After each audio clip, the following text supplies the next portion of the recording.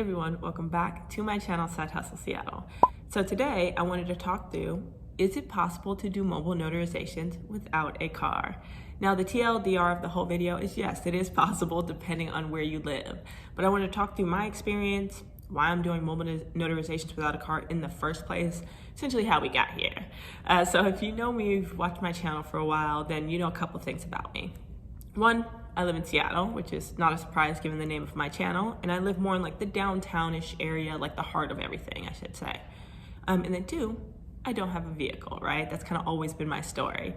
Now, because I didn't have a vehicle, when I was looking into become a notary, I never even considered mobile notarizations because of course, can't do mobile notarizations if you don't have a vehicle to make you mobile in the first place. So I only focused on doing remote online notary work, didn't even think about mobile notarizations.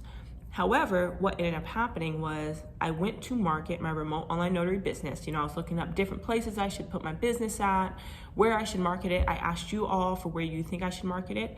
And everybody kept saying you have to get a Google My Business page. Now, Google My Business is just, you know how you like go to Google a company and it like pops up on the side on Google with like their hours and their name and all that? That's a Google My Business page.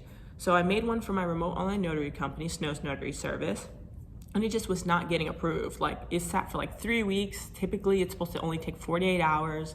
And so I reached out to Google like, hey, why isn't my page getting approved? And they're like, oh, it looks like you're trying to market a fully online business and you cannot put a fully online business on Google My Business page. You have to have a business that also allows people to either come to you or you go to them. So I was like, okay, well, I really want this business page because I know that's a great way to drive clients. But I don't have a car, so I can only be so mobile. So what I decided to do was just give myself a very small coverage area, right? So I pretty much just said I would be willing to travel to the neighborhoods like immediately around me. I'm in downtown, so if you know Seattle, it's more of like your Belltowns, your Cap Hills, your Sotos, your International District. Anything that's only like no more than a mile or two in either direction from me, because it makes it easy to walk to bus to Lyft to, etc. And so I added that on to my business, added it onto my site, all of that, so that way I can get my Google My Business page up, which made it easy for people to find me for remote online notary work. But then also, if somebody did need a mobile notarization, that's fine, because it was going to be close and convenient for me to get to. I will be honest, it has actually been pretty good for me so far. Like I've done maybe 25 plus mobile notarizations, and it's been fairly convenient. Like my goal is still majority RON work, like remote online notary work is the ideal, but it hasn't been that bad. Like in Seattle, you can charge $10 per notarization and you can charge whatever you want for the travel fee. There's no restriction on it as long as you and the client agree on it beforehand. So as long as the client's aware of what you're charging for travel, not a big deal if you charge whatever you want to.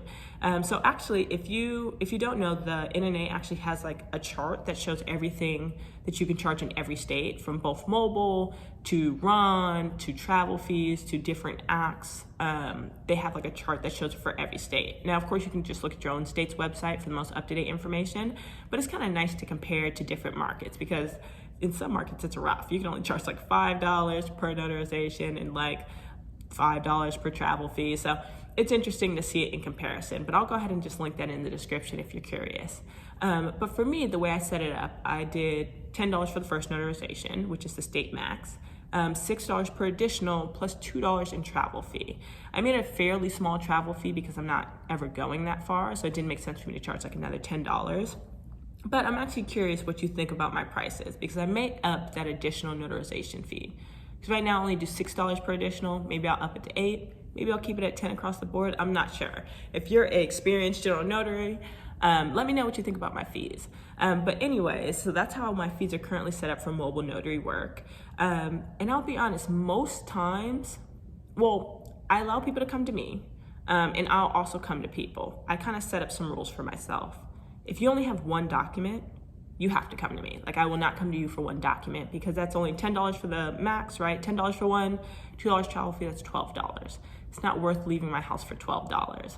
So unless we agree upon like a way more expensive travel fee, like you would have to come to me if you only have one document to do. But most of the time, it's like 3+ documents. I've actually been doing a ton of Indian passport renewals lately, and those always have like 3+ documents that they need notarized. So that hasn't been an issue. It's actually worked out quite nice. But yeah, that's been my experience. I would say that's definitely only something you can do if you live in a big city, right? Like if I live 30 minutes in either direction, even just like 20 minutes north or south of where I live now, that would be impossible. It's a little bit more rural, a lot more residential, a lot more spread out. Seattle, of course, has a ton of apartments, a ton of business, like Amazon is downtown in Seattle or South Lake Union. And so there's a lot of employees here, a ton of apartments, a lot of people live in a very condensed area. So this would really only work if you also lived in a major city, your San Francisco's, your New York's, your Seattle's, etc. But it's honestly, it works out just fine. Like I definitely don't want to make a habit of doing mobile because it still takes time out of my day, but it's nice to be able to add it onto my business and just have it if I need it. And also it allowed me to put on my Google My Business page, which I will say, shout out to everybody who suggested that, because that is like 100% how I've ended up getting my clients. Like Google My Business is like, gives me like 95% of all of my client base. So if you're also a remote online notary and you only want to do remote online notary work, believe me, I get it. Me too. But I do think it's really important to have a Google My Business page. Like I said, I get like majority of my client base through that. It's honestly been great. And even if somebody hits you up and says they want mobile, you can always just tell them you do remote also and try to flip it that way. So if you're a remote online notary, go ahead. If you want to make a Google My Business page, just put your coverage area. It's a small coverage area to make it convenient for you. It at least allows you to still have the page up. But let me know what you guys think. Do you think that's something that you would try? Have you already done that before?